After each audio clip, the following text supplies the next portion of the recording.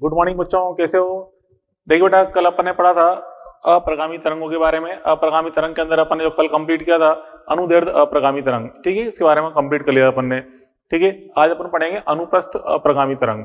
अनुप्रस्थ अप्रगामी तरंग किस में उत्पन्न होती है बच्चों? डोरी के अंदर। ठीक है, डोरी के अंदर उत्पन्न होती है। ठीक है, अब डोरी की दो कंडीशन हो सकती है बच्चों, दो स्थितियां हो सकती हैं। एक तो है कि डोरी दोनों सिरों से दृढ़ हो, ठीक है, और दूसरी कंडीशन ये कि डोरी एक सिरे से दृढ़ हो और एक सिरा इसका मुक्त हो।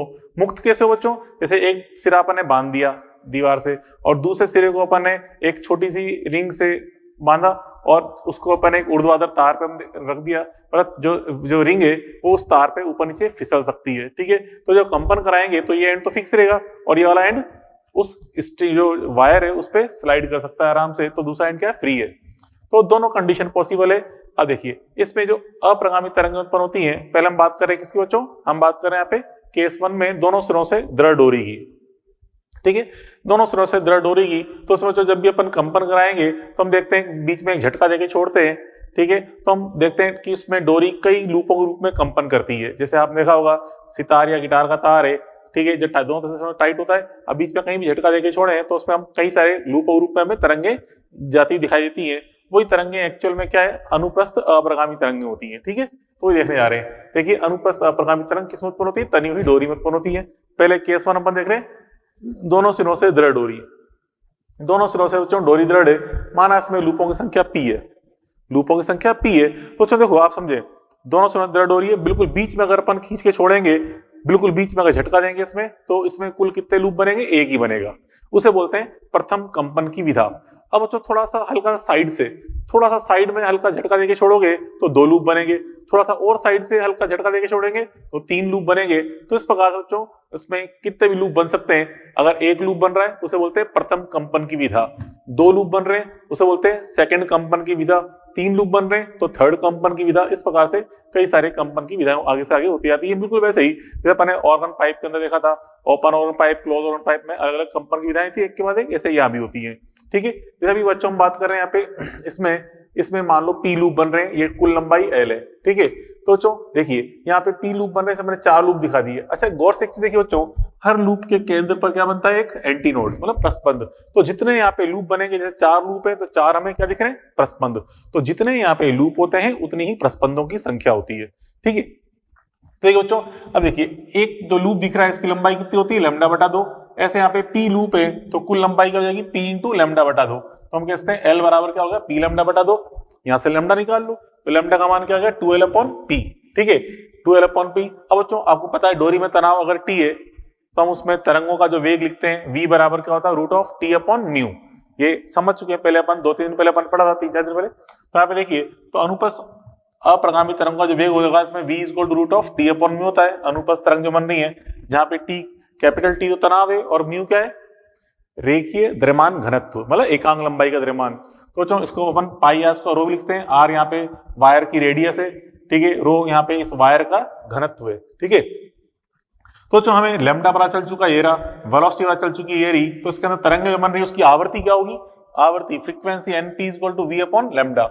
आवृत्ति बराबर वी अपॉन लैम्डा कर देंगे, तो यहाँ पे लैम्डा का मान रख दिया मैंने 2l अपॉन पी, ये रहा, यहाँ रख दिया, और वेलोसिटी का मान रख दिया root of T upon mu. P चल जाएगा ऊपर तो एनपी बराबर क्या आ गया? P upon 2l root of T upon mu.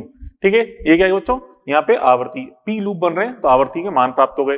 फिर अभी आपसे कहा था अगर एक सिंगल लूप बन रहा है तो उसे क्या बोलते हैं बच्चों? फर्स्ट कंपन की विधा। और फर्स्ट कंपन की विधा को हम क्या बोलते हैं? मूल आवृत्ति या मूल कंपन की विधा बोलते हैं। ठीक है, मूल आवृत्ति। तो यहाँ पे देखिए, इसमें अगर पी का मान 1 रख दूं, ठीक है, तो मूल आवृत्ति हेतु पी का मान क्या रख देंगे? एक ही लूप बनेगा। तो यहाँ पे n बराबर क्या जाएगा? 1/2l root of T upon mu. ये क्या बता रही है? मूल आवृत्ति।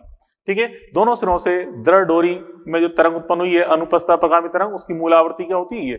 1/2l root of T upon mu.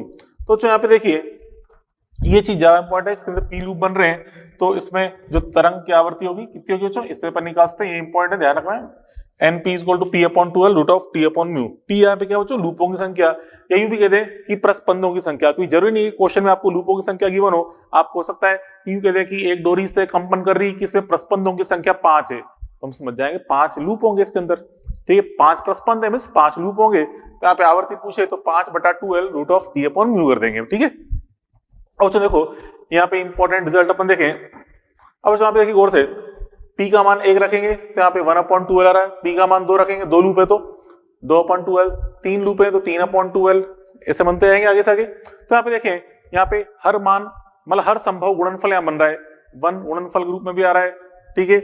मतलब यहाँ P का मान 2 रख देंगे तो इस राशि का 2 से गुणा हो जाएगा, P का मान 3 रखेंगे तो इस राशि का 3 से गुणा हो जाएगा। तो मतलब क्या मतलब है कि यहाँ पे हर संभव सन्नादियां प्राप्त हो रही हैं, सम और विषम हर प्रकार की सन्नादियां प्राप्त हो रही है।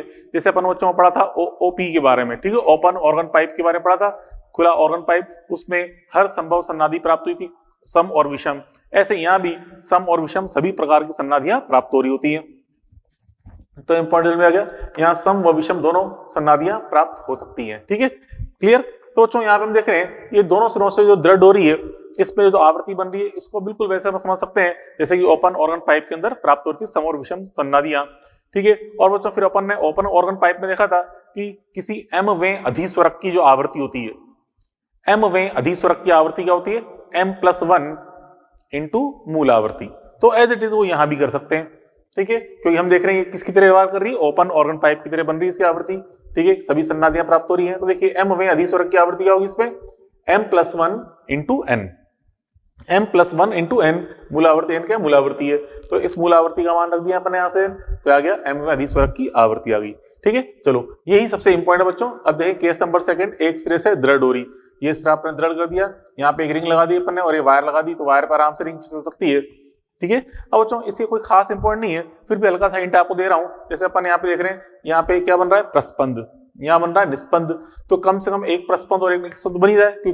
तो इसका मतलब ये क्या चीज है बच्चों, ये मूल कंपन विधा, मतलब फर्स्ट कंपन की विधा। तो आप देखें फर्स्ट कंपन की विधा में कितने लूप बन रहे हैं, आधा लूप, ठीक है। अगर अगले कंपन की विधा बोले, सेकंड कंपन की विधा में कितने बनेंगे, 1.5 लूप, मतलब एक और आधा, 1.5 लूप बनेंगे, ठीक है। फिर तीसरे कंपन की विधा में कितने बनेंगे, 2.5 लूप, चौथे कंपन की विधा में कितने बनेंगे, 3.5 लूप। इस प्रकार से आगे कंपन की विधाएं प्राप्त होंगी। तो उसकी मूल कंपन की विधा है उसमें कितने लूप प्राप्त होंगे, आधा लूप, ठीक है। तो यहाँ पे L का मान कितना है, λ/4 आ रहा है, ये हमने मूल कंपन की विधा समझा दी, ठीक है। तो यहाँ पे L बराबर λ/4 है, तो लैम्डा का मान 4L होगा, ठीक है। तो यहाँ से मूल आवृत्ति निकालें, वही v/λ कर दो, n बराबर v/λ, तो यहाँ पे लैम्डा तो रख दिया 4L, ये रहा, और वेलोसिटी तो वही खैर √T/μ, डोरी में तनाव T है, ठीक है, और इसका रेखीय द्रव्यमान घनत्व म्यू है, तो वेलोसिटी कितनी होती है, √T/μ रख दिया यहाँ पे।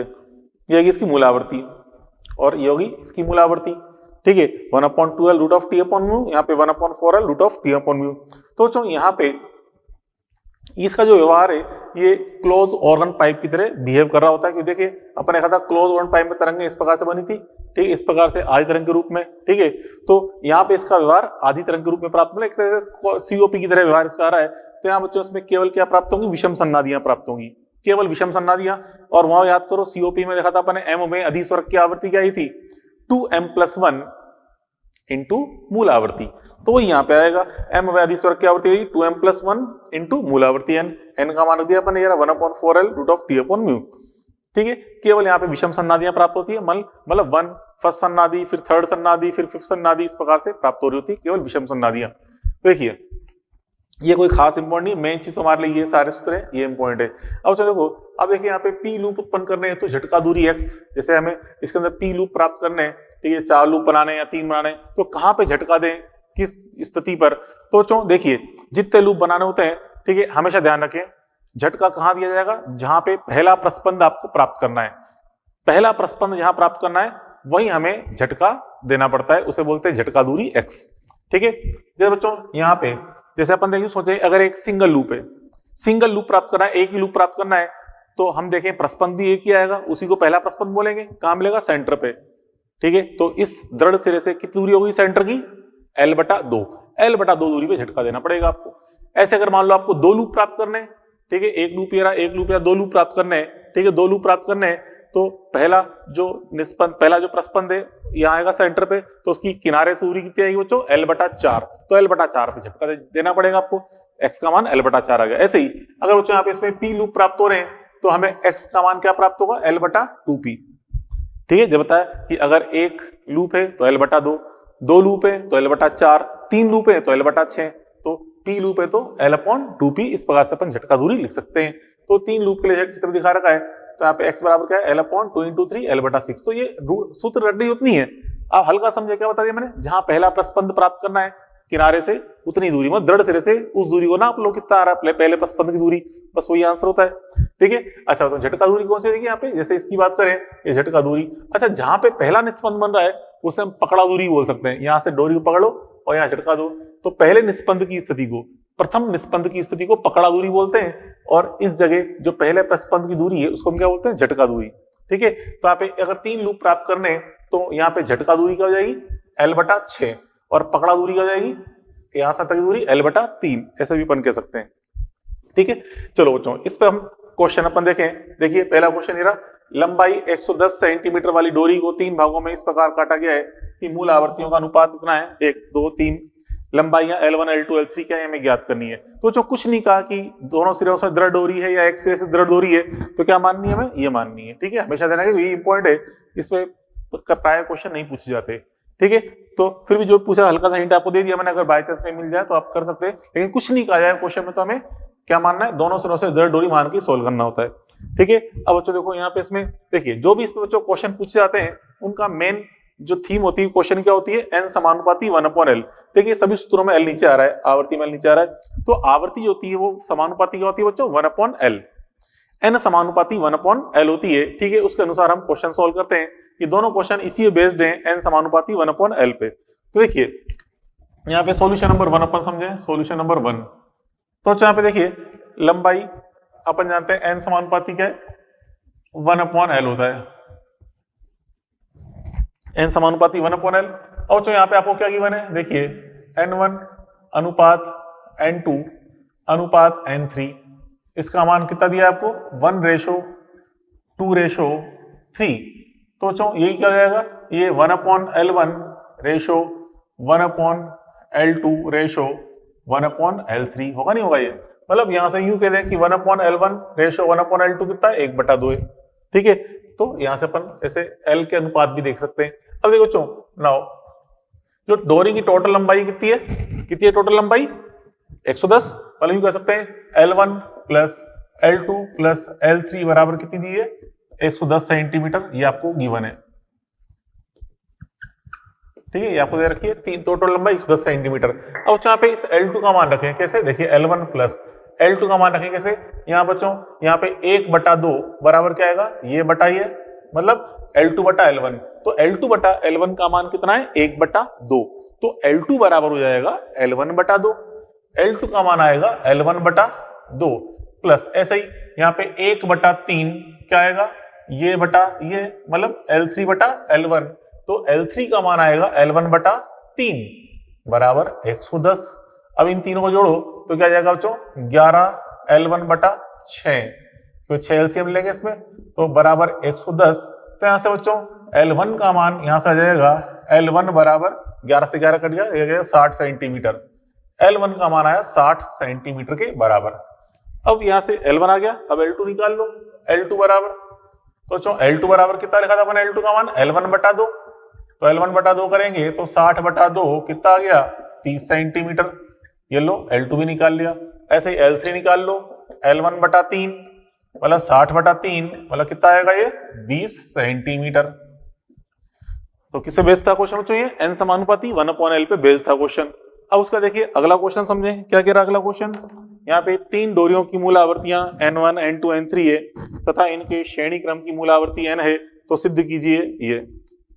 तो बच्चों यहाँ पे यहाँ भी हम देखें n समानुपाती 1/l का यूज कर सकते हैं। ठीक है, ये भी से बेस्ड है, क्योंकि हम जानते हैं तीनों डोरियों को श्रेणी क्रम में जोड़ेंगे तो कुल लंबाई क्या हो जाएगी, L बराबर L1 plus L2 plus L3। तो बिल्कुल पिछले क्वेश्चन के अनुसार इसको सोचते हुए सोल्व करना है, सिंपल सा क्वेश्चन है। देखिए समझो, यहाँ बच्चों इसमें सॉल्यूशन नंबर 2 अपन देख रहे हैं, n समानुपाती 1/l।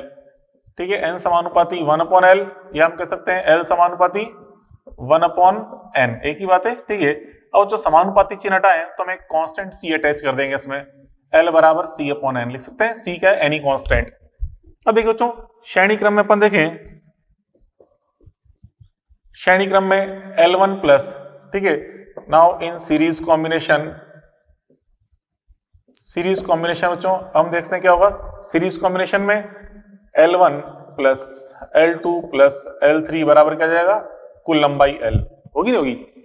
अब बच्चों यहाँ पे इसमें L1 को मान रख दें, L1 का मान जैसे यहाँ रखेंगे क्या हो जाएगा, C बटा N1, L2 का मान C बटा N2, फिर C बटा N3 और यहाँ पे C बटा N, ठीक है, ये रख दिया अपन ने। अब सब जगह C से C उड़ा दो तो क्या result 1/N1 plus 1/N2 plus 1/N3 बराबर क्या जाएगा 1/N। तो ये तो हमें प्रूव करना था, ये लो आ गया रिजल्ट, ठीक है। तो बच्चों इस प्रकार से अपन ने ये क्या पढ़ा, अनुप्रस्थ अप्रगामी तरंग के बारे में, ठीक है, ये चीज देखी। अब बच्चों जैसे अपन ने इससे पहले कल अपन ने पढ़ा था अनुदैर्ध्य अप्रगामी तरंग, और उसका फिर अपन ने एक एग्जाम्पल देखा था, प्रैक्टिकल देखा था, क्या था बच्चों, अनुनाद नली, ठीक है। अनुदैर्ध्य अप्रगामी तरंग पे आधारित प्रैक्टिकल क्या होता है, अनुनाद नली, ठीक है। ऐसे ही बच्चों यहाँ पे अनुप्रस्थ अप्रगामी तरंग पे आधारित जो प्रैक्टिकल है वो होता है सोनोमीटर, ठीक है। तो जैसे वहां पे हमने अनुनाद नली के लिए कुछ कंडीशन देखी थी, 2-3 चीजें सीखी थी, ठीक है, वैसे यहाँ पे हम सोनोमीटर के लिए भी देख सकते हैं, ठीक है। तो चलो देखते हैं सोनोमीटर क्या है। अब देखो बच्चों सोनोमीटर, तो सोनोमीटर में क्या होता है बच्चों, यहाँ पे हम एक स्रोत्र की सहायता से तार में अनुप्रस्थ अप्रगामी तरंगें उत्पन्न करते हैं। ठीक वैसे ही जैसे कि अपन ने देखा था बच्चों अनुनाद नली के अंदर हम स्रोत्र की सहायता से अनुदैर्ध्य अप्रगामी तरंगें उत्पन्न करे थे। तो जिस प्रकार से बच्चों हमने देखा था कि अनुनाद नली में कुछ विशेष लंबाइयों पर, मतलब पानी का तल अपन ने कम ज्यादा किया था, हमें देखा था कुछ विशेष लंबाइयों पर हमें पाइप के अंदर जो तरंगें बन रही थी उसकी आवृत्ति स्रोत्र की आवृत्ति के बराबर प्राप्त हुई थी। यहाँ भी बच्चों कुछ विशेष लंबाइयों पर हमें तार की आवृत्ति हमें किसके बराबर प्राप्त होती है, स्रोत्र के बराबर, जिसे हम बोलते हैं अनुनाद की स्थिति। इस समय हमें तेज आवाज सुनाई देती है, ठीक है। क्या होता है देखिए, यहाँ बच्चों सोनोमीटर बच्चों स्वरमापी एक खोखला बॉक्स है, ये खोखला बॉक्स है, ठीक है। इसमें इस प्रकार से ये त्रिभुजाकार आकृति के 2 पिंड रखे हुए हैं, ठीक है। यहाँ से तार यहाँ पे होके गुजर रही है इस प्रकार से। इन त्रिभुजाकार पिंडों को हम क्या बोलते हैं, ब्रिज, क्या कहते हैं, सेतु कहते हैं इसको, ठीक है। अब बच्चों यहाँ पे देखिए हम यहाँ पे इस तरफ ने द्रव्यमान m मीटर का रखा है, जिसमें तनाव का मान कितना हो जाएगा तार का mg के बराबर। अब स्रोत्र की सहायता से बच्चों यहाँ पे हम कंपन का आज्ञा रखते हैं, तो टच कराने पर इसके अंदर तरंग उत्पन्न होती है इस प्रकार से, जो क्या है अनुप्रस्थ अप्रगामी तरंगें उत्पन्न हो रही होती हैं, ठीक है। अब बच्चों यहाँ पे ये जो ये बॉक्स है इस पे यहाँ पे मार्क लगा होता है, एक तो स्केल लगा होता है, इसकी सहायता से अपन आराम से एल का मान नाप सकते हैं कि कितनी दूरी है दोनों ब्रिजों के बीच की, ठीक है। अब जो देखो जैसे मान लो बच्चों इस लंबाई में देखा कि स्रोत्र की आवृत्ति एग्जैक्ट इसके बराबर हो गई है, इस समय तेज आवाज हमें सुनाई देगी। हम बच्चों आराम से इस लंबाई को कम ज्यादा कर सकते हैं, ठीक है। तो हम देखते हैं विशेष लंबाई रखने पर यहाँ पे हमें साउंड इस छेद में से एक तेज आवाज सुनाई दे रही होती है, उसे हम बोलते हैं अनुनाद की लंबाई। ऐसे बच्चों अगर लंबाई हम 2L लेंगे या 3L लेंगे या 4L लेंगे, तो इन विशेष लंबाइयों पर L, 2L, 3L इन विशेष लंबाइयों पर हमें यहाँ पे पाइप में तेज आवाज सुनाई देगी, ठीक है। मतलब इस पाइप ही नहीं बोलेंगे, बॉक्स में, इस बॉक्स में हमें तेज आवाज सुनाई देगी, जिसे हम बोलते हैं अनुनाद की स्थितियां। तो इस समय बच्चों इस तार की जो आवृत्ति है ये स्रोत्र की आवृत्ति के बराबर हो जाती है, तो लिखा है तार की आवृत्ति NW बराबर N प्राप्त होती है, इसे अनुनाद की स्थिति कहते हैं, और हमें तेज आवाज सुनाई दे रही होती है। तो यहाँ देख रहे हैं N बराबर क्या, N वायर मतलब तार की फ्रीक्वेंसी, जो कि क्या होता है सूत्र P/2L रूट ऑफ T/μ, ठीक है। मतलब P लूप बन रहे हैं तो सूत्र रहेगा P/2L रूट ऑफ T/μ। अब बच्चों यहाँ पे इसमें देखिए अगर अपन मूल आवृत्ति की बात करें, मूल कंपन विधा में, मूल कंपन विधा हेतु क्या करेंगे बच्चों, यहाँ पे पुट N बराबर P बराबर 1। मतलब जैसे हम देखें मूल कंपन की विधा क्या होगी बच्चों, एक लूप बनना क्या कहलाएगा, मूल कंपन की विधा कहलाएगी, या कहते हैं प्रथम कंपन की विधा कहलाएगी।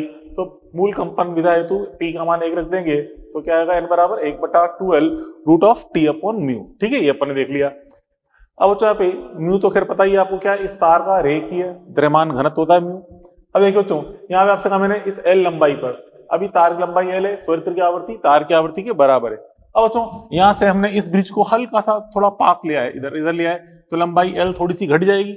लंबाई L घट जाने से तार की आवृत्ति थोड़ी सी बढ़ जाएगी। जैसे कि मान लीजिए अभी ब्रिज यहीं पे है, अभी हमने इसको छेड़ा नहीं, लंबाई L है, इस स्रोत्र की आवृत्ति 500 हर्ट्ज है, तार की आवृत्ति भी कितनी है बच्चों, 500 हर्ट्ज।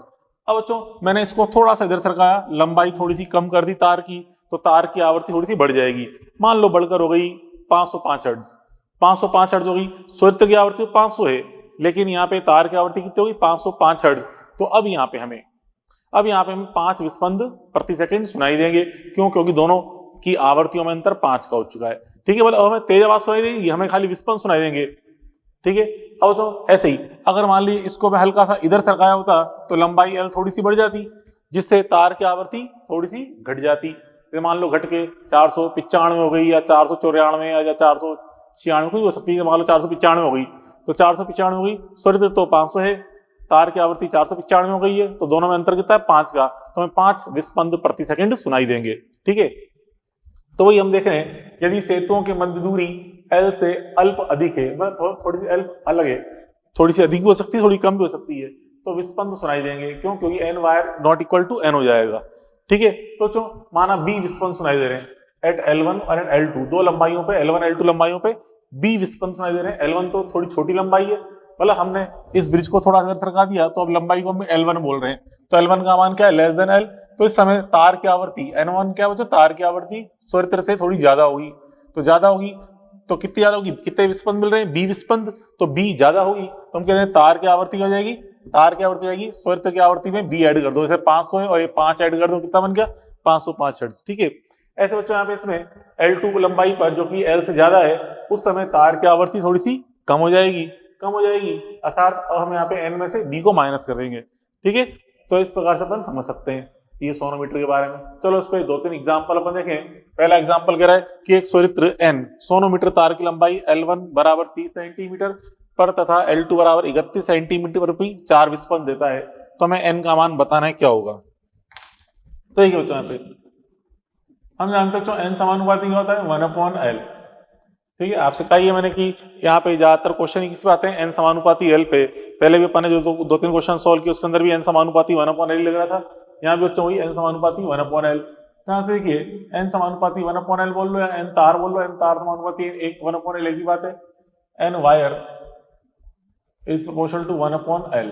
ठीक है, अब यहाँ पे तार की दो अलग लंबाइयों पर हमें यहाँ पे इन लंबाइयों पर 4 विस्पंद मिल रहे हैं, तो देखिए अलग अलग लंबाइयों पर देखें तार की आवृत्ति का अनुपात क्या होगा N1/N2 बराबर L2/L1।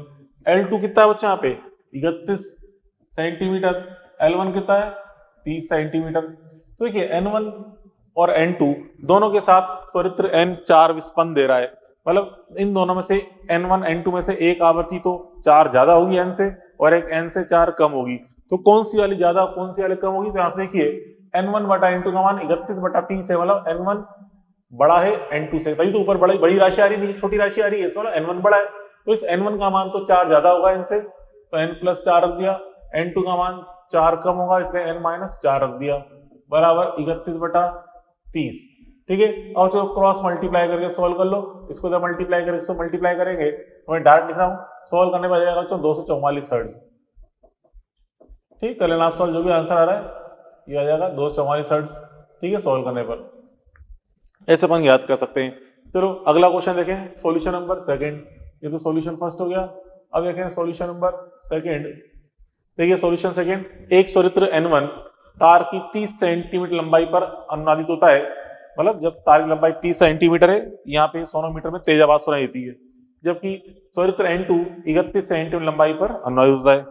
अब यदि दोनों स्वरित्र आपस में 6 विस्पंद देते हो तो N1 N2 का मान बताना है। तो बेटा यहाँ भी देखिए वही N समानुपाती 1/L का अपन यूज करें, तो यहाँ से हम देखते हैं N1/N2 का मान कितना आएगा L2/L1। ठीक है, L2/L1, तो यहाँ से L2 और L1 के मान हमें 31 और 30 दे रखे हैं, 31 और ये 30।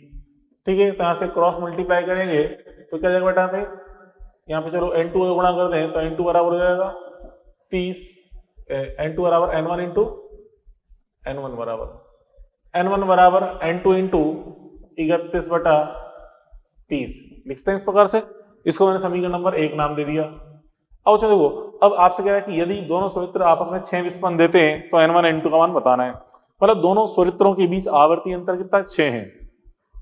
अब सोचिए N1 माइनस N2 का मान 6 होगा या N2 माइनस N1 का मान 6 होगा, तो देखिए बड़े में से घटाना है छोटे को, उसको करना है 6 के बराबर। तो देखिए इन दोनों बड़ा कौन सा है, देखिए N1/N2 आ रहा है 31/30, तो ऊपर 31 बड़ा है तो इधर से ऊपर N1 बड़ा होगा। ठीक है, यहाँ से हम कह सकते हैं, हम कहते आता है N1 इज ग्रेटर देन क्या बेटा N2 है, N1 ग्रेटर देन N2 हमें दिख रहा है। अब बच्चों हमें क्या दिया है, n1 माइनस n2 बराबर कितना दिया बच्चों आपको 6, n1 माइनस n2 का मान आपको 6 दिया है, ठीक है। ये समीकरण नंबर 2 रख दिया। अब यहाँ पे इस n1 का मान रख दो, क्या रख देंगे n2 31/30 माइनस n2 बराबर 6, यहाँ से सॉल्व कर लो, n2 का मान आ जाएगा 180 हर्ट्ज, ये डायग्राम सॉल्व करने में जाएगा 180 हर्ट्ज जाएगा n2 का मान, ठीक है। अब इसको समीकरण नंबर 2 में रख दें, ठीक है। इसलिए बच्चों यहाँ पे n1 का मान आएगा, ठीक है, समीकरण 2 में रख के निकाल रहे हैं तो n1 का मान आ जाएगा 180 प्लस 6, क्योंकि इसको उठा के ले जाएंगे, 180 प्लस 6 मतलब 186 हर्ट्ज। तो n1 का मान कितना बच्चों 186 हर्ट्ज, ये निकाल लिया हमारा n1 n2 के मान। क्लियर। चलो अगला क्वेश्चन देखो बच्चों, एग्जाम्पल नंबर 3, सॉल्यूशन नंबर 3 देखो बच्चों क्या कह रहा है। देखिए, जब 9 किलोग्राम को लटकाते हैं तो तार में 5 प्रस्पंद प्राप्त होते हैं। तो यहाँ पे m का मान, इस m को 5 किलोग्राम 9 किलोग्राम लटका रहे हैं तो कितने प्रस्पंद मिल रहे हैं 5 प्रस्पंद, मतलब कितने लूप बन रहे हैं 5 लूप। तो हम जानते हैं हर प्रस्पंद के सेंटर में एक लूप होता है, सॉरी हर लूप के सेंटर में एक प्रस्पंद होता है। तो यहाँ पे आपको प्रस्पंदों की संख्या 5 दे रखी है, इसका मतलब यहाँ पे लूप कितने बन रहे हैं 5 लूप बन रहे हैं, ये आपको बताना चाहता है कितने लूप बन रहे हैं 5, ठीक है, मतलब p का मान 5 है। अब आपसे कह रहा है कि इसके अंदर हमने m में x किलोग्राम की वृद्धि कर दी, तो अब 3 प्रस्पंद रह जाते हैं, तो x का मान बताना है। तो हमने स्वरित्र को चेंज नहीं किया, स्वरित्र वही है, बस केवल यहाँ पे द्रव्यमान का मान चेंज कर दिया, लूपों की संख्या चेंज हो गई है। यहाँ पे देखिए इसमें n बराबर में जानते हैं क्या होता है formula, p/2l root of t/μ। इस t का मान क्या रखते हैं बच्चों, t का मान रख दें mg, तो t का मान mg रख दिया मैंने mg, और ये म्यू, और ये चीज तो क्या बच्चों सेम है, क्योंकि आवर्ती को तो हम चेंज कर नहीं रहे, स्वरित्र वही है, ठीक है। तो बच्चों एल भी चेंज नहीं कर रहे, म्यू भी चेंज नहीं कर रहे, ग्रेविटी चेंज नहीं कर रहे, ठीक है। तो p रूट m बराबर क्या आएगा सेम, इसलिए बच्चों p रूट m बराबर सेम आएगा। अब यहाँ पे p1 रूट m1 बराबर p2 रूट m2 करना है, तो p1 कितना बच्चों यहाँ पे 5 प्रस्पंद है, प्रस्पंद वाला लूपों की संख्या, तो 5 m का मान कितना है 9, रूट 9 रख दिया। फिर बाद में 3 रह गए, 3 रूट द्रव्यमान कितना हो गया, x वृद्धि कर दी है तो 9 प्लस x लिखेंगे। और जो रूट 9 का मान 3 होता है तो 3 कट जाएगा, दोनों तरफ वर्क करें तो 25 बराबर कितना हो गया 9 प्लस x, तो x बराबर कितना जाएगा बच्चों 16, x बराबर 16 ये आ जाएगा इसका आंसर। तो इस प्रकार से अपन ने ये बच्चों देखा सोनोमीटर, इस सोनोमीटर पे अपन ने ये 3 क्वेश्चन अपन ने सॉल्व कर लिए, ठीक है, बात पहले पढ़ी। तो देखो वैसे तो यहाँ पे अपन देखें, ये जो अपन ने पढ़ा टॉपिक वेव थ्योरी कंप्लीट हो गया है, ठीक है। इसके अंदर अपन लास्ट में जो बचे थे ये एक तो अनुप्रस्थ प्रगामी तरंगे, अनुप्रस्थ अप्रगामी तरंगे पढ़ ली, जो कि अपन ने अभी यहाँ सोनोमीटर एक्सपेरिमेंट, और उससे पहले अपन ने अनुदैर्घ्य अप्रगामी तरंगों के बारे में पढ़ लिया, जो कि अपन ने पढ़ा था पहले नली के अंदर, ठीक है, अनुनाद नली या के अंदर जो या ऑर्गन पाइप में तरंगे थी वो कंप्लीट हो गई। फिर भी चलो लास्ट में 2 एक्सपेरिमेंट बच गए, इनको अपन थोड़ा सा और देख लेते हैं, ठीक है। जैसे कि एक तो मेल्डिस प्रयोग और एक पढ़ेंगे अपन कुंडल नली प्रयोग।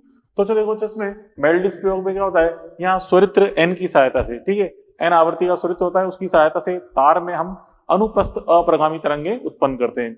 2 तरह से अनुप्रस्थ अप्रगामी तरंगे तार में उत्पन्न की जा सकती है, जिसे बोलते हैं 2 अलग अलग व्यवस्थाएं, एक तो होती है अनुप्रस्थ व्यवस्था और एक होती है अनुदैर्घ्य व्यवस्था। तो जो देखिए अनुप्रस्थ व्यवस्था में हम बच्चों इस तरह से क्षैतिज रखते हैं, ठीक है, इस स्वरित्र को क्षैतिज अवस्था में रखकर यहाँ से इसके सिरे से डोरी बांधी गई है इसे भुजा से, और यहाँ पे जब हम इसको कंपन कराते हैं तो यहाँ पे इस डोरी में जो कंपन बन रहे हैं, इस तार में जो आवृत्ति आ रही है, इस तार की आवृत्ति का मान एग्जैक्ट इस स्वरित्र की आवृत्ति के बराबर प्राप्त होता है, मतलब तार की आवृत्ति एग्जैक्ट के बराबर होती है तार की आवृत्ति के बराबर। जबकि बच्चों अगर इस स्वरित्र को अपन ऊर्ध्वाधर रख के कंपन कराएं, यहाँ पे डोरी से ये सिरे बांध दें और इसको ऊर्ध्वाधर अवस्था में रख के कंपन कराएं, तब यहाँ पे तार की आवृत्ति होगी, जो तार के अंदर आवृत्ति बन रही है वो स्वरित्र की आवृत्ति से आधी आवृत्ति ही तार में मतलब ट्रांसफर हो पाती है। तो N wire is equal to क्या है n/2, तो यहाँ पे n wire is equal to n, ठीक है। अब फिर कुछ नहीं, यहाँ पे n वायर का मान रख दो p/2l रूट ऑफ t/μ, ठीक है। तो यहाँ से यह गया n बराबर p/2l, t का मान कितना है यहाँ पे mg, तो रूट mg/μ, ये अपन देखते हैं। जबकि यहाँ पे फिर n2 बदल ले आओ तो n बराबर क्या हो जाएगा ट्वाइस ऑफ n वायर का मान रख दिया अपन ने 1/2l, तो 2 से 2 कट जाएगा, p/l रूट ऑफ t/μ, और t का मान mg रख देंगे, ठीक है। इस प्रकार से व्यवस्था होती है। तो जो देखिए गौर से समझने वाली बात यहाँ पे कि व्यवस्था चाहे कोई सी भी हो, ठीक है, व्यवस्था चाहे कोई सी भी हो, यहाँ पे इसमें तरंगे कौन से उत्पन्न हो रही है, अनुप्रस्थ अप्रगामी तरंगे, कौन सी, अनुप्रस्थ। जनरली हम सोचते हैं कि अनुदैर्ध्य व्यवस्था है तो उसमें अनुदैर्ध्य तरंगे उत्पन्न हो रही है, अरे नहीं, दोनों के अंदर तरंगे कौन सी है, अनुप्रस्थ तरंगे अप्रगामी रूप की, ठीक है, अनुप्रस्थ अप्रगामी तरंगे उत्पन्न हो रही होती हैं, ठीक है। अब इस पे न्यूमेरिकल जो पूछा जाता है जनरली वैसे ही न्यूमेरिकल आता है, जैसे अपन देखें अभी इससे पहले अपन ने क्वेश्चन सॉल्व किया था सोनोमीटर में, ठीक है, लास्ट में क्वेश्चन द्रव्यमान m जो लटका है द्रव्यमान है उसको अपन चेंज कर रहे थे, ठीक है, तो हमने देखा था p root m is equal to constant लगा के अपन सॉल्व किया था, वो यहाँ भी कर सकते हैं। यदि केवल लटकाए द्रव्यमान m को परिमित किया जाए, चाहे इस स्थिति को देख लो चाहे इसको, केवल m को अगर अपन चेंज कर रहे हैं तो यहाँ पे देखिए आवर्ती फिक्स है, त्वरित्र की l लंबाई फिक्स है, म्यू फिक्स है, g फिक्स है, p root m is equal to क्या जाएगा, कांस्टेंट, मतलब p1 root m1 is equal to p2 root m2, इससे अपन ज्ञात कर सकते हैं, ठीक है। चलो चो अब देखें यहाँ पे कुंडली प्रयोग, नेक्स्ट अपन देखें कुंडली प्रयोग, इसका उपयोग किस लिए करते हो, इस एक्सपेरिमेंट का यूज किया जाता है, साउंड वेव को हम अलग अलग माध्यम में तुलना करना है, साउंड वेलोसिटी कितनी है, ध्वनि वेग का मान अलग अलग माध्यम में कितना होता है उसको हमें तुलना करना है, मतलब अनुपात ज्ञात करना है, उसके लिए हम इस कुंडली प्रयोग का उपयोग करते हैं। तो इसमें क्या होता है, देखिए ये इस प्रकार से पारदर्शी बेलनाकार नली होती है, पारदर्शी बेलनाकार नली, इसमें यहाँ पे एक सॉफ्ट रबड़ का पिस्टन लगा होता है जिसमें एक लोहे की छड़ यहाँ पे जुड़ी है, सॉलिड रॉड, ठीक है, वो छड़ है उस माध्यम की बनी है जिस माध्यम में, जिस ठोस माध्यम में आपको यहाँ पे वेग का मान ज्ञात करना है, उस माध्यम से बनी हुई छड़ी है, ठीक है, उसको बीच में से मैंने सेंटर से क्लैंप कर रखा है, मतलब दृढ़ कर रखा है, क्लैंप मतलब फिक्स कर रखा है, दृढ़ कर रखा है, ठीक है, क्लैंप मतलब दृढ़ कर रखा है, इसको अपन दृढ़, ठीक है, इसको हमने दृढ़ कर रखा है, इसको बीच में से यहाँ से सेंटर दृढ़ कर रखा है। और यहाँ पे इस त्वरित की सहायता से, मतलब किसी भी स्रोत की सहायता से इसमें हम तरंग उत्पन्न करते हैं, ठीक है, यहाँ पे तरंग उत्पन्न करते हैं। फिर इस प्रकार यहाँ पे देखिए खुला सिरा है, ये भी खुले सिरे की तरह व्यवहार करेगा, कोई सॉफ्ट रबड़ है और लोहे की छड़ है ये, तो यहाँ पे हम देखें ये सिरा एक मुक्त सिरे की तरह व्यवहार करेगा, ये मुक्त सिरा है और बीच में क्लैंप है वाला फिक्स सिरा है। हम जानते हो फिक्स सिरे पे क्या बनता है, निस्पंद, और यहाँ क्या बनेंगे, प्रस्पंद, प्रस्पंद बनते हैं। तो प्रस्पंद प्रस्पंद के बीच की दूरी क्या होती है, λ/2, वो यहाँ पे LS को बता रही है, LS मतलब लेंथ ऑफ सॉलिड रॉड, ठीक है, सॉलिड छड़ की लंबाई LS है, वो किसके बराबर होगी, λ/2 के, ठीक है। चलो आगे देखें। अब चाहिए तरंगे फिर आगे यहाँ पे इस नली के अंदर माध्यम में प्रवेश करती है। अब इस नली के अंदर जैसे अपन ने मान लो गैस माध्यम में रखा है, और यहाँ बच्चों स्टार्टिंग में यहाँ जो पाउडर होता है ये सिंपल कोई भी, ये टेल्कम पाउडर या लाइकोपोडियम पाउडर, लाइकोपोडियम पाउडर का इसका उपयोग करते हैं। प्रारंभ में बच्चे पूरा अनियमित रूप से फैला होता है पाउडर, फिर लेकिन जैसे इसमें तरंगे जाती हैं, तरंगे जाने पर अंदर यहाँ पे इस प्रकार से अप्रगामी तरंगे बन रही होती हैं। अप्रगामी तरंगों हम जानते हैं निस्पंद है, वहां पे निस्पंदों पे ऊर्जा में परिवर्तन, दाब में परिवर्तन क्या होता है, अधिकतम होता है। ऊर्जा व दाब में परिवर्तन अधिकतम होता है, तो सारा पाउडर इस तरह ढेरियों के रूप में इकट्ठा हो जाता है। जहां जहां निस्पंद आ रहे हैं उस प्रकार से पाउडर अंदर ढेरियों के रूप में इकट्ठा हो गया है, ठीक है। ये ढेरियों के जो शीर्ष पॉइंट है, एक किसको दर्शा रहे होते हैं, नोड को, मतलब निस्पंद को दर्शा रहे होते हैं, ठीक है। फिर हम जानते हैं निस्पंद से निस्पंद के बीच की दूरी, निस्पंद से निस्पंद के बीच की दूरी क्या होगी, वही λ/2 के इक्वल होगी, जो यहाँ पे रीड कर लेंगे। अंदर गैस माध्यम है तो उसको लंबाई को हमने LG बोल दिया, ये सॉलिड रॉड थी, इस लंबाई को LS बोल दिया है, ठीक है। अब अच्छा देखो, तरंग यहाँ से इसमें एक माध्यम से दूसरे माध्यम में जा रही है, तो यहाँ पे क्या चीज नियत रहेगी, आवृत्ति का मान नियत रहेगा, ठीक है, आवृत्ति नियत रहेगी। तो इस प्रयोग देखो यहाँ पे क्या लिखा अपन ने, इस प्रयोग द्वारा सॉलिड गैस लिक्विड माध्यम में ध्वनि का वेग की तुलना की जाती है।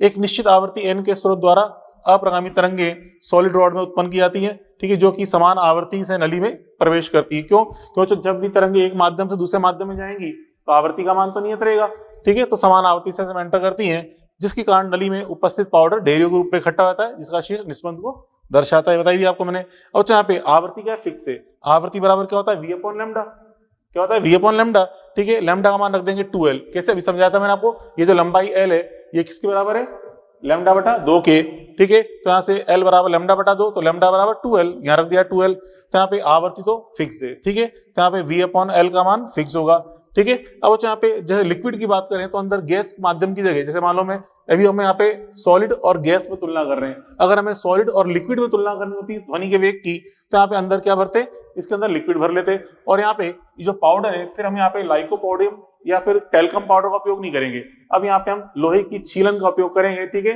मतलब आयरन पाउडर का उपयोग करेंगे, ठीक है। तो उस अवस्था में यहाँ पे जो आयरन पाउडर है वो भी ढेरियों के रूप में इकट्ठा हो जाएगा। अब यहाँ जो दूरी है n से n तक की दूरी उसको बताएगी LL को, लेंथ ऑफ लिक्विड को, ठीक है, वो दर्शाएगी। तो फिर यहाँ भी हम तुलना करें वही चीज, n का मान तो नियत रहेगा, तो VS/LS, VG/LG, क्योंकि V/L तो क्या बच्चों कांस्टेंट है, तो V/L को सब जगह कांस्टेंट कर दिया इस प्रकार से, ठीक है। जैसे आपसे पूछ ले कि VS/VG ज्ञात करो, तो VS बटा VG निकालेंगे तो क्या आएगा LS बटा LG। ठीक है, तो इस प्रकार से अपन ये तुलना करते हुए देख सकते हैं। तो बच्चों ये अपन ने यहाँ पे कुंडली एक्सपेरिमेंट भी कंप्लीट कर लिया। तो यहाँ तक तो बच्चों अपना ये वेव थ्योरी वाला टॉपिक है, वेव थ्योरी वाला टॉपिक अपन ने कंप्लीट कर लिया। ठीक है, अब यहाँ पे अपन स्टार्ट करते हैं इसके अंदर डॉपलर इफेक्ट के बारे में। तो देखिए बच्चों स्टार्ट करते हैं अपन हम डॉपलर इफेक्ट। डॉपलर इफेक्ट क्या चाहिए बच्चों? डॉपलर इफेक्ट बताता है आभासी आवृत्ति और वास्तविक आवृत्ति में संबंध को। क्या है बच्चों? देखिए जैसे यहाँ पे हम पढ़ते हैं कि जैसे कि बच्चों एक मान लो ध्वनि स्रोत है, साउंड सोर्स, इससे लगातार साउंड उत्पन्न हो रही है जिसकी आवृत्ति n है। यहाँ बच्चों एक व्यक्ति खड़ा हुआ है। ठीक है, यहाँ बच्चों इस जगह एक व्यक्ति खड़ा हुआ है जिसे हम बोलते हैं प्रेक्षक O। तो बच्चों अभी दोनों स्थिर अवस्था में, विराम अवस्था में, तो यहाँ पे जो आवृत्ति उत्पन्न हो रही है n, वही आवृत्ति इसको n डैश के रूप में सुनाई देगी। मतलब n डैश का मान क्या होगा? n के बराबर। इसे जो आवृत्ति महसूस होगी उसे बोलते हैं आभासी आवृत्ति।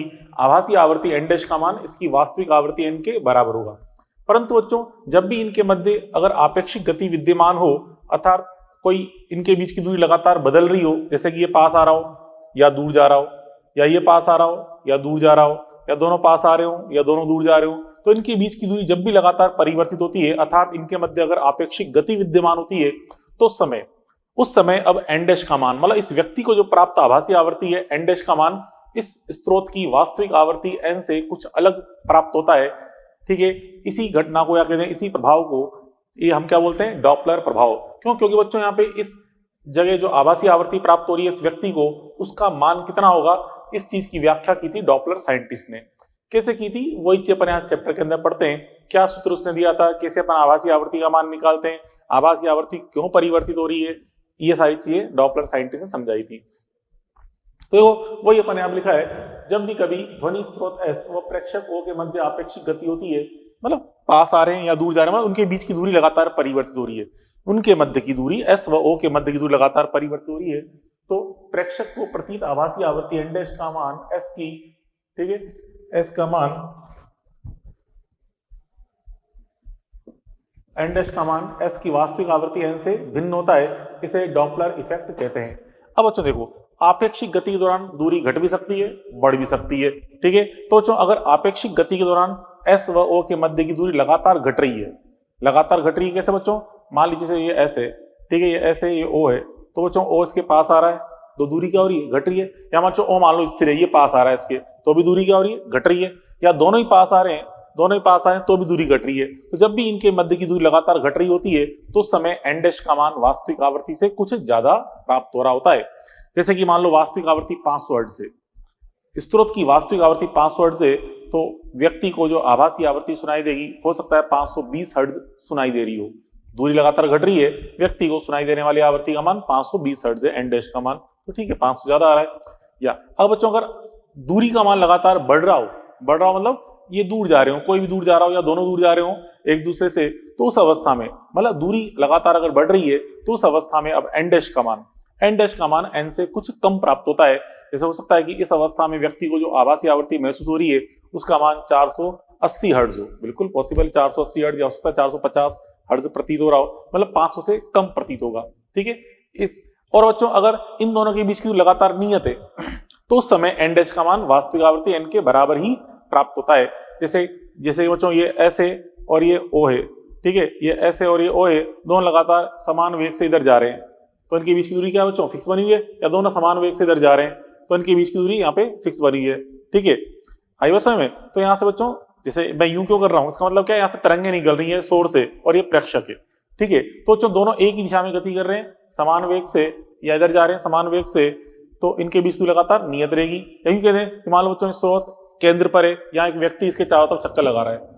ठीक है, व्यक्ति चारों तरफ वर्ताकार पथ पे चक्कर लगा रहा है, तो केंद्र से परिधि तक की दूरी फिक्स होती है त्रिज्या r के बराबर।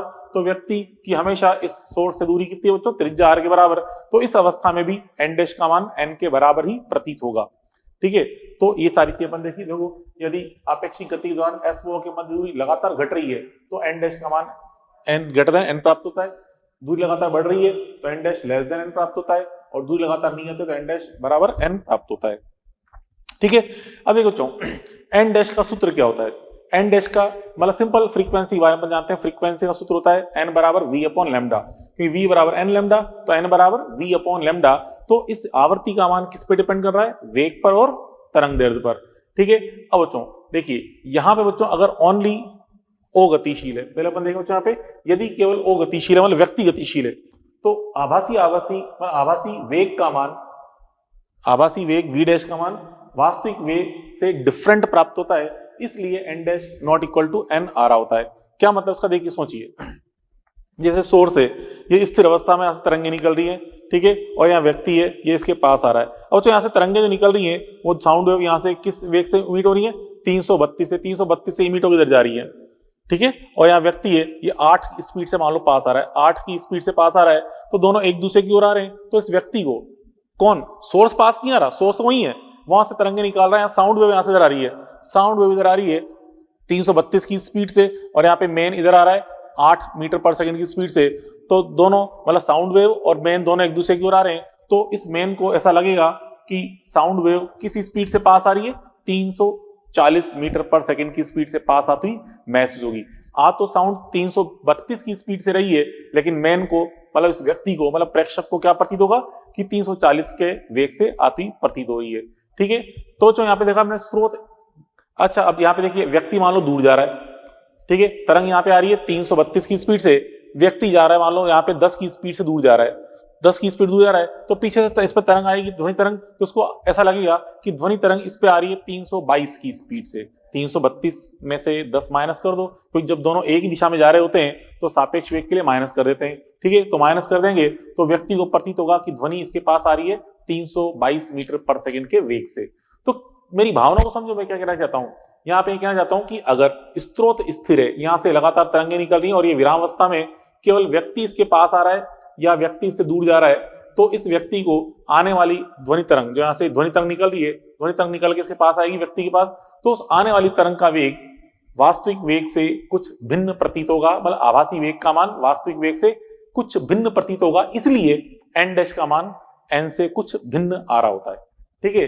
और आभासी लैम्डा डैश बच्चों यहाँ पे लैम्डा ही रहता है, तरंग दैर्ध्य परिवर्तित नहीं होती, यहां से तरंग जो निकल रही है इस व्यक्ति तक आएगी, उसकी तरंग दैर्ध्य आभासी तरंग दैर्ध्य वास्तविक तरंग दैर्ध्य के बराबर ही होगी, क्योंकि तरंग दैर्ध्य कब चेंज होती है बच्चों, जब स्रोत गति कर रहा होता है, स्रोत यहाँ स्थिर था, केवल व्यक्ति गति कर रहा था। अब देखिए, यदि केवल S गतिशील है, अब की बार हम O को स्थिर कर रहे हैं, ये O स्थिर है, अब केवल S गतिशील है, S गति करता हुआ इधर आ रहा है, या हो सकता है S गति करता हुआ दूर जा रहा हो, तो इस अवस्था में वेग का मान तो वही रहेगा, क्योंकि देखिए बच्चों यहाँ पे व्यक्ति स्थिर है, ठीक है, यहां से इससे तरंगे निकली 332 की स्पीड से और ये 50 की स्पीड से इधर आ रहा है। अब तरंग तो निकल गई 332 से, तरंग तो वायु में गति करती हुई आ रही है, कोई ये जो ध्वनि का स्रोत है ये कोई तरंग को लेके थोड़ा आ रहा है, तरंग तो इसने उत्सर्जित कर दी और तरंग तो यहाँ पे माध्यम वायु में होती हुई आगे आ रही है, तो 332 की स्पीड से आएगी। अब चाहे 50 की स्पीड से इधर आ रहा हो, चाहे 60 की स्पीड से दूर जा रहा हो, तो यहाँ से निकलने वाली तरंग तो वायु माध्यम से इसके पास आएगी, तो इस व्यक्ति को तरंग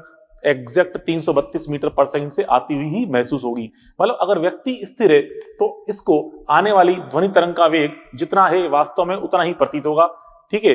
तो यहाँ पे अब अगर तरंग यहाँ पे जो स्रोत है ये पास आ रहा है या दूर जा रहा है, तो इस अवस्था में आभासी तरंग दैर्ध्य का मान लैम्डा डैश का मान इस व्यक्ति को लैम्डा से कुछ डिफरेंट फील हो रहा होता है, मतलब आभासी तरंग दैर्ध्य वास्तविक तरंग दैर्ध्य से अलग महसूस हो रही होती है, इसलिए n डैश का मान नॉट इक्वल टू n प्राप्त होता है, ठीक है।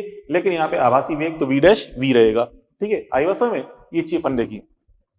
अब जो इसमें आभासी तरंग दैर्ध्य n डैश का आभासी आवर्ती n डैश का मान ज्ञात कैसे करते हैं, देखिए उसके लिए यहाँ पे ये मास्टर फॉर्मूला है, n डैश का मास्टर फॉर्मूला, इसी सूत्र को ध्यान समझना बच्चों, इसी से हम पूरे चैप्टर के सारे क्वेश्चन सॉल्व करेंगे। कैसे बच्चों, देखो सूत्र क्या है, n dash equal to n v plus minus vo upon v plus minus vs। Simple सी ट्रिक अपन देखें इसको याद करने की। जैसे बच्चों ध्वनि स्रोत है, स्रोत का बेस्ट एग्जांपल ही मान सकते हैं बच्चों, जैसे कि यहाँ पे ये ट्रक है, ट्रक से हॉर्न बजाया जा रहा है, तो ट्रक से यहाँ पे साउंड उत्पन्न हो रही है, यहाँ व्यक्ति है, ठीक है, वो इसको सुन रहा है, तो व्यक्ति तो क्या हो गया O और ट्रक क्या हो गया S, ठीक है। अब बच्चों यहाँ पे अगर सफर करना हो आपको, तो आप ट्रक के ऊपर बैठ के गति करोगे या ट्रक के नीचे बैठ के, चलो बीच में बैठने वाला कोई ऑप्शन नहीं है, ट्रक के ऊपर बैठ के गति करोगे या ट्रक के नीचे, सीधी सी बात है, ट्रक के ऊपर बैठ के गति करेंगे, मतलब व्यक्ति ऊपर ट्रक नीचे, बात पल्ले पड़ी, व्यक्ति ऊपर ट्रक नीचे। तो देखिए VO ऑब्जर्वर ऊपर है, मतलब प्रेक्षक ऊपर है, स्रोत नीचे है, ठीक है, ट्रक नीचे, स्रोत नीचे, प्रेक्षक ऊपर है, तो ऐसे हम ट्रिक याद कर सकते हैं, v plus minus vo upon v plus minus vs। अब देखिए कब तो यहाँ पे प्लस साइन यूज करना है, कब माइनस साइन, ये बहुत इंपॉर्टेंट है। चलो अब यहाँ पे हम देखते हैं, मान लीजिए ट्रक स्थिर अवस्था में मतलब सोर्स स्थिर है, केवल व्यक्ति गति कर रहा है।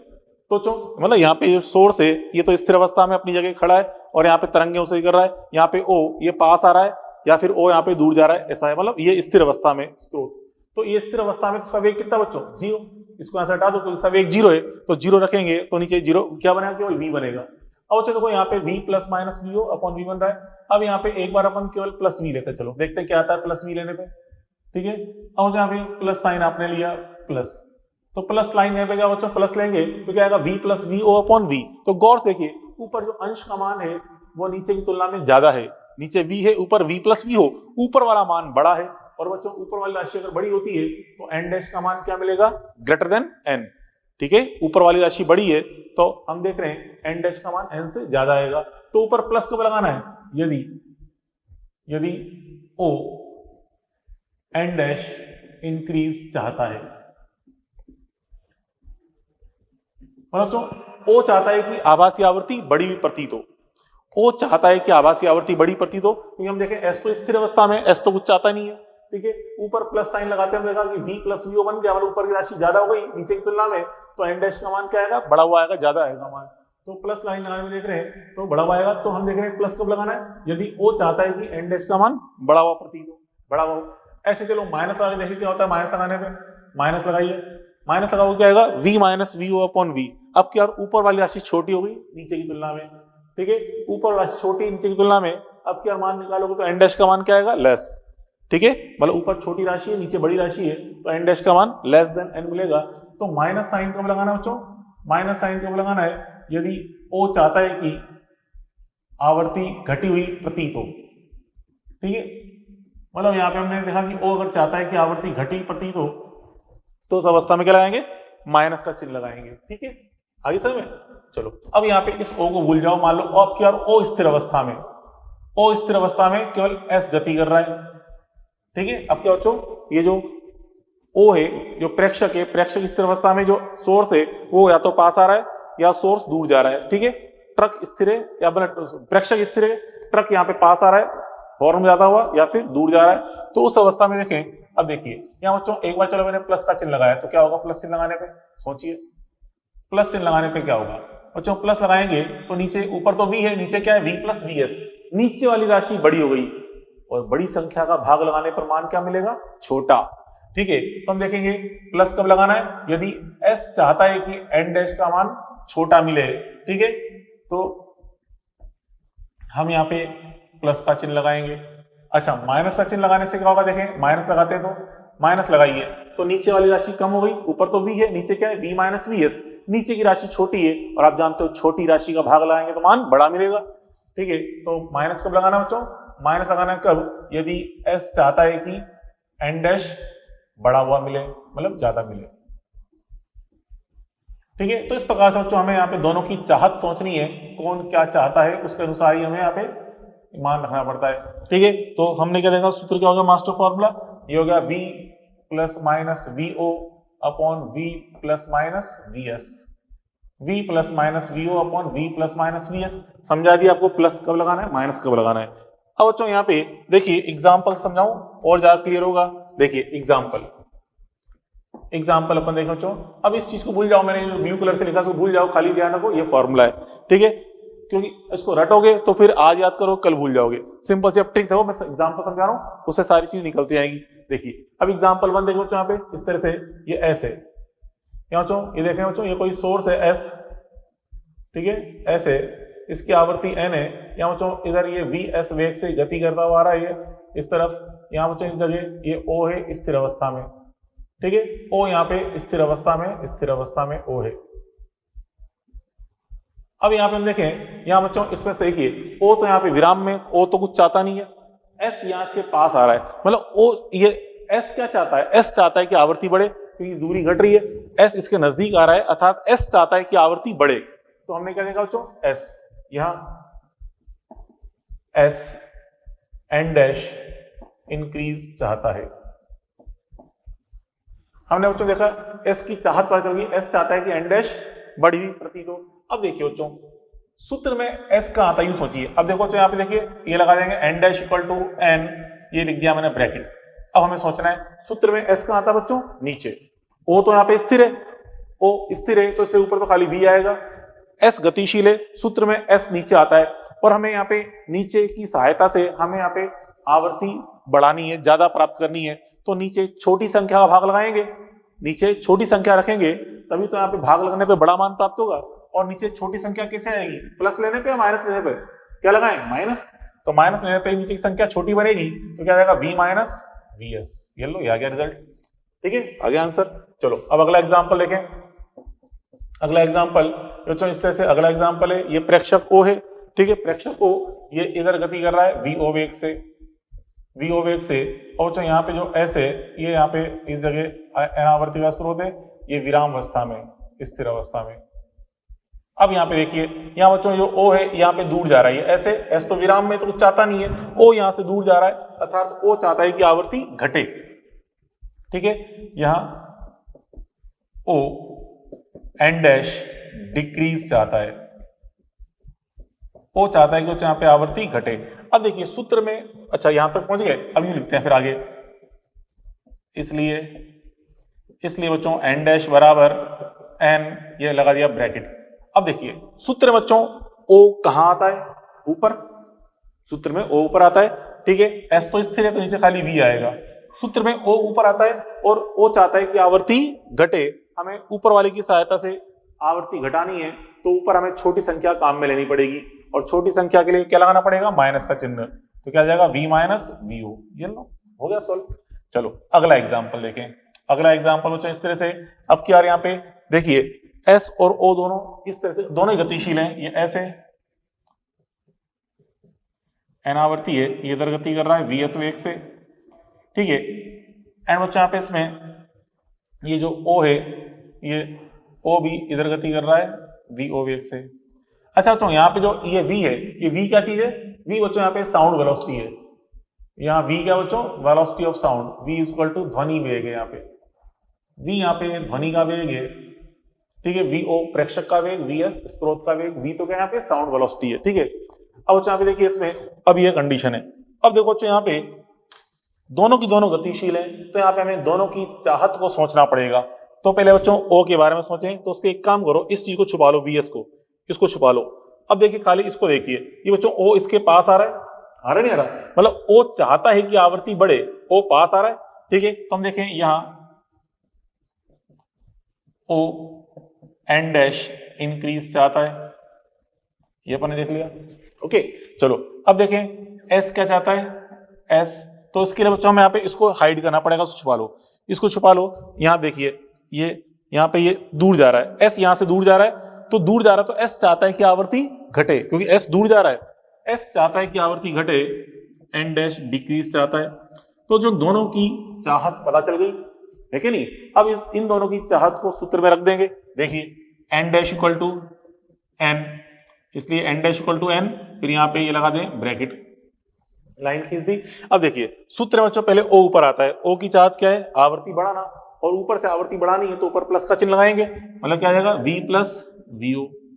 फिर S चाहता है कि आवृत्ति घटे, सूत्र में S का आता है नीचे, अब नीचे से हमें आवृत्ति को घटाना है तो बड़ी संख्या का भाग लाना पड़ेगा, मतलब नीचे क्या आएगा, प्लस का चिन्ह, तो बड़ी संख्या का भाग लगेगा तभी तो आवृत्ति घटेगी, नीचे क्या आएगा, प्लस का चिन्ह, तो क्या आएगा N dash equal to N v plus vo upon v plus vs, बस ये आ गया रिजल्ट। ठीक है, चलो अब आगे देखें तो इसमें ये कुछ एग्जाम्पल इसमें सोल्व करते हैं अपन। देखिए एग्जाम्पल नंबर 1 इसको सोल्व करें, सॉल्यूशन नंबर 1, इसी बेस्ड ये 2-3 न्यूमेरिकल्स है, ये तो अपन ने एग्जाम्पल समझ लिया, न्यूमेरिकल्स देखें इस बच्चों। सॉल्यूशन नंबर 1 अपन देखें क्या है। देखिए क्वेश्चन नंबर फर्स्ट, आपसे कह रहा है एक ट्रेन स्थिर O की तरफ, एक ट्रेन स्थिर O की तरफ इस प्रकार से गतिशील है कि O को CT की आवृत्ति 10% बड़ी प्रतीत होती है। ठीक है, ट्रेन का वेग बताना है क्या है, और यहाँ पे गति कौन कर रहा है, ट्रेन, मतलब जो ट्रेन से विसिल बज रही है, सीटी बज रही है, मतलब यहाँ पे ट्रेन कौन है, स्रोत, और सामने प्लेटफॉर्म पे व्यक्ति खड़ा हुआ है वो स्थिर अवस्था में। ठीक है, तो कौन, ट्रेन गति कर रही है, मतलब स्रोत गति कर रहा है, और ये क्या है, O की तरफ आ रहा है। ठीक है, मतलब स्रोत जो ऐसे, मतलब ट्रेन जो है वो O की तरफ आ रही है, तो O की तरफ आ रही है तो आवृत्ति बढ़ाना चाहती है। ठीक है, ट्रेन चाहती है कि आवृत्ति बढ़े, तो सूत्र में चो स्रोत कहां आता है, नीचे, और नीचे से आवृत्ति बढ़ानी है, नीचे क्या लेंगे, माइनस का चिन्ह, मतलब v माइनस vs, ये लगा दिया अपन ने। ठीक है, ये सूत्र आ गया। अब यहाँ पे मान रख के बस सॉल्व करना है, तो 10% बड़ी प्रतिशत हो रही है। प्रतिशत वाला क्वेश्चन है, प्रारंभिक मान 100 मान लेते हैं। मान लीजिए n का मान 100 है, ठीक है। इस n का मान मैंने 100 मान लिया, तो n का मान 100 मान लेंगे, तो इस n डैश का मान कितना रखेंगे 110, ये रख दिया 100, ठीक है। ये 100 रख दिया तो एक तक 110 कोई बड़ा मान प्राप्त हो रहा है। v का मान कितना रखा है 330 अपॉन में 330 माइनस vs, ठीक है। तो यहां से बच्चों इस vs को सॉल्व करके निकाल लो। यहां से हम सॉल्व करेंगे आराम से, देखिए ये कट जाएगा, 3 बार कट जाएगा, ठीक है। यहाँ पे इससे गुणा करेंगे 300 हो जाएगा, इसको उधर ले आएंगे तो 330 माइनस vs बराबर 300, तो vs का मान 30 आ जाएगा। कर लो सॉल्व, vs का मान कितना आएगा 30 मीटर पर सेकंड। ये लो, ये आ गया आंसर, vs का मान है 30 मीटर पर सेकंड। ये लो, एक लाइन का क्वेश्चन था, ये निकाल लिया अपन ने। तो क्वेश्चन कोई टिपिकल आते ही नहीं डॉपलर इफेक्ट में, बिल्कुल सिंपल सा क्वेश्चन है, ठीक है। चलो बस अगला एग्जांपल देखें बच्चों, सॉल्यूशन नंबर सेकंड। देखिए सॉल्यूशन नंबर सेकंड आपसे कह रहा बच्चों, यहाँ पे देखिए इस जगह 125 मीटर ऊंचाई से एक व्यक्ति कूदता है, प्रारंभिक वेग u = 0 से यहाँ नीचे आ रहा है, ठीक है। जब ये कह रहा है जब ये मेन s के ठीक ऊपर है पहुंचेगा, मतलब जस्ट यहाँ पे पहुंचने वाला है, गिरने वाला है, पहुंचने वाला है, तब इसे प्रेक्षित आभासी आवृत्ति कितनी प्रतीत होगी ये बताना है। तो चो अब जब ये यहाँ पहुंचा, इस जगह यहाँ पहुंचते समय इसका वेग अपन देखें कितना होगा बच्चों, इस जगह इसका जो वेग होगा इस जगह vo, ठीक है। इसका वेग क्या होगा यहाँ पे जब ये पहुंचा है इस जगह इसका वेग, ठीक है। इस मेन का जो यहाँ पे वेग प्राप्त होगा कितना आएगा vo। जब भी आपको ऊंचाई दे रखी हो, पढ़ चुके हो 1D मोशन में ऊंचाई दे रखी हो तो वेग कैसे निकाल लेते हैं, v = √2gh से। तो यहाँ पे vo = क्या आएगा √2gh, मतलब मेन का जो वेग आएगा √2gh, तो √2g का मान 10, h का मान 125, ठीक है। अब यहाँ से सॉल्व कर लो, ये जाएगा नीचे, कहता है रूट के अंदर क्या बन जाएगा 2500 का वर्गमूल करेंगे तो 50 मीटर पर सेकेंड, ये आ गया प्रेक्षक का वेग, ठीक है। अब देखिए और यहाँ पे गौर देखिए, ये व्यक्ति है, ये ऐसे s तो स्थिर है, व्यक्ति कहाँ आ रहा है s के पास आ रहा है, मतलब ये जो o है प्रेक्षक है, ये चाहता है कि आवृत्ति बढ़े, क्योंकि पास आ रहा है, s तो यहाँ पे स्थिर अवस्था में और o यहाँ पे इसकी तरफ आ रहा है, o पास आ रहा है, अर्थात o चाहता है कि आवृत्ति बढ़े, ठीक है। तो जो o चाहता है आवृत्ति बढ़े, तो हम देखेंगे सूत्र में o कहाँ आता है बच्चों ऊपर, और ऊपर से आवृत्ति बढ़ानी है तो हम क्या लेंगे v + vo, और नीचे v क्योंकि स्रोत तो स्थिर अवस्था में, ठीक है, ये आ गया। अब यहाँ पे हमें रखना है मान, n का मान कितना बच्चों 700, ठीक है। v का मान कितना रहेगा 350 अपॉन 350 + 50, फिर अपॉन में कितना जाएगा 350। तो चलो देखिए ये 350 से 700 कट जाएगा 2 बार, और ऊपर यहाँ कितना है 400, 2 × 400 करें कितना जाएगा 800 हर्ट्ज। तो लो आंसर कितना आ गया 800 हर्ट्ज, मतलब इस व्यक्ति को कितनी आवृत्ति प्रतीत होगी 800 हर्ट्ज आवृत्ति प्रतीत होगी, ठीक है। चलो अब देखें एग्जाम्पल नंबर थर्ड। अब एग्जाम्पल नंबर थर्ड में क्या होता है, यहाँ पे देखिए ये धरातल है, यहाँ पे प्रेक्षक O है, यहाँ पे एक स्रोत S है जो कि स्थिर अवस्था में, यहाँ बच्चों इनके बीच की दूरी 1000 मीटर दे रखी है। अब यहाँ से प्रेक्षक स्टार्ट हुआ, प्रारंभिक वेग u 0 से, त्वरण 10 मीटर पर सेकंड स्क्वायर द्वारा, ठीक है। आपसे कह रहा है इसकी वास्तविक आवृत्ति 700 है, तो t = 5 सेकंड और t = 15 सेकंड पर आभासी आवृत्ति n डैश कितनी होगी हमें निकालनी है। तो बच्चों यहाँ पे t = 5 और t = 15 पे पहले क्या निकालेंगे वेग, और वेग के साथ साथ विस्थापन भी ज्ञात करेंगे। क्यों ज्ञात करेंगे बच्चों विस्थापन, जैसे हम देखें मान लो t = 5 पर, t = 5 पे ये व्यक्ति गति करता करता यहाँ तक पहुंचा, मतलब अभी भी किधर जा रहा है, ये s की तरफ ही जा रहा है, अभी s तक पहुंचा नहीं है, अभी भी s की तरफ जा रहा है। तो s की तरफ जा रहा है तो इसको आवृत्ति क्या मिलेगी, बढ़ी हुई आवृत्ति, क्योंकि अभी भी जो O है s तक नहीं पहुंचा, s की तरफ ही जा रहा है, तो आवृत्ति बढ़ी हुई मिलेगी। पर अगर मान लो t = 15 पे निकालें, ये व्यक्ति क्रॉस करके यहाँ पहुंच गया इस जगह और अब आगे जा रहा है, तो अब यहाँ बच्चों व्यक्ति s को पार कर चुका है और ये दूर जा रहा है s से, तो इस अवस्था में अब आभासी आवृत्ति घटी प्रतीत होगी। तो इसलिए हमें दूरी भी निकालनी जरूरी है ताकि पता चले कि सूत्र में प्लस चिन्ह का उपयोग करें या माइनस चिन्ह का, ठीक है। तो देखिए बच्चों पहले अपन देखें यहाँ पे t = 5 पे, t = 5 पे अपन देखें t = 5 सेकंड पर, पहले वेग निकालें, ठीक है। वेग के लिए अपन क्या लगा दें बच्चों, गति की फर्स्ट समीकरण v = u + at, ये लगा रहा हूं v = u + at, u का मान 0, a का मान 10, टाइम का मान 5, कितना आ गया 50 मीटर पर सेकंड, ठीक है। तो प्रेक्षक का वेग कितना है 50 मीटर पर सेकंड, और इसका विस्थापन अगर निकालें, विस्थापन कितना आता है देखें s = ut + ½ at² से, S equal to U T plus half A T square, तो यू तो 0 है, प्लस हाफ ए का मान कितना है 10, टी स्क्वायर मतलब 5 स्क्वायर, तो निकालो कितना आता है यहाँ पे, ये आ जाएगा मान, ये कितना बच्चों 5 इंटू 25 125 मीटर, 125 मीटर ही आया। तो बच्चों देखिए विस्थापन का मान मतलब 125 मीटर का मान 1000 से छोटा है, ठीक है, और हम देखें 125 मीटर जो है लेस देन क्या है 1000 मीटर, अतः अभी भी, ठीक है, हम देखें चूंकि 125 मीटर लेस देन 1000 मीटर है, अतः अभी भी ओ एस की ओर जा रहा है, एस की ओर जा रहा है, ठीक है। अभी बच्चों ये ओ जो है एस की ओर जा रहा है, अर्थात आभासी आवृत्ति इसको बड़ी हुई प्रतीत होगी, और बड़ी हुई प्रतीत होगी मतलब ओ चाहता है कि आभासी आवृत्ति बड़ी हुई प्रतीत हो, ओ चाहता है कि आभासी आवृत्ति बड़ी हुई प्रतीत हो, और अपन जानते हैं सूत्र में ओ कहां आता है, वो ऊपर आता है, तो ऊपर क्या लगा देंगे v प्लस vo कर देंगे, प्लस साइन लगा देंगे, तो ये बड़ी हुई चाहते हैं तो ऊपर प्लस साइन लगाना पड़ेगा। तो यहाँ पे देखिए अब n का मान रख दें, n का मान कितना है 700, ठीक है, v का मान 350 प्लस 50, ठीक है, वेलोसिटी अपन निकाल ली 50 आई थी, बटे में 350, तो सॉल्व करोगे कितना जाएगा, सॉल्व करने पे यह आ जाएगा, ये 2 बार कट जाएगा, 2 इंटू 400 मतलब कितना आ गया 800 हर्ट्ज, ये लो पहला आंसर तो आ गया 800 हर्ट्ज।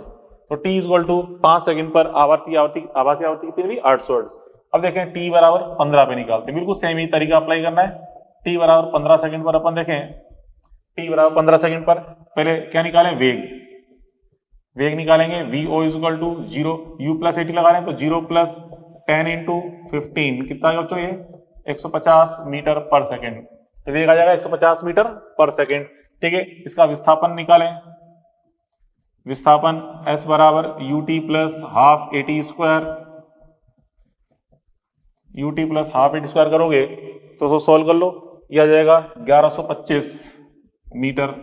अच्छा 1125 मीटर देखिए 1000 से ज्यादा है, इसका मतलब जो व्यक्ति है इस s को पार कर गया है, आगे निकल गया पार करके, मतलब अब दूर जा रहा है, s से दूर जा रहा है क्योंकि s को पार कर चुका है, ठीक है। तो हम देखें चूंकि बच्चों यहाँ पे जो 1125 मीटर है ये क्या बच्चों ग्रेटर देन 1000 मीटर, अतः अब ओ एस को पार करके दूर जा रहा है, पार करके दूर जा रहा है,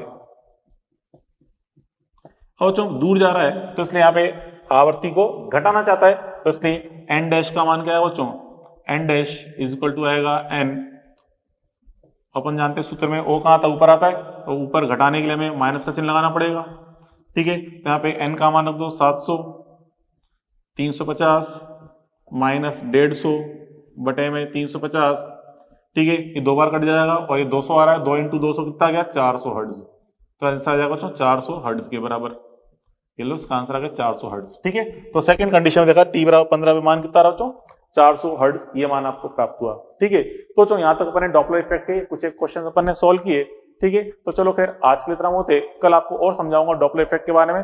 तो ये जो मैंने अभी ये चीज समझाई इसको कल ढंग से पढ़ के आना बच्चों, क्योंकि इस पे काफी इंपॉर्टेंट चीजें आगे और भी देखने को मिलेंगे क्वेश्चन, ठीक है। चलो कल मिलते हैं, ओके गुड बाय।